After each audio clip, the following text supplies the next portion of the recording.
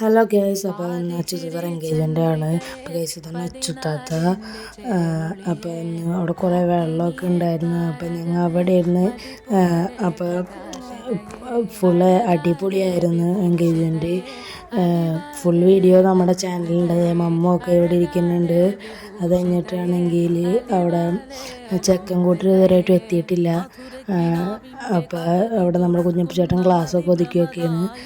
അത് ഇവിടെ പിള്ളേർ ചോമ്പപ്പോൾ അപ്പോൾ തന്നെ ചെക്കനൊക്കെ എത്തി.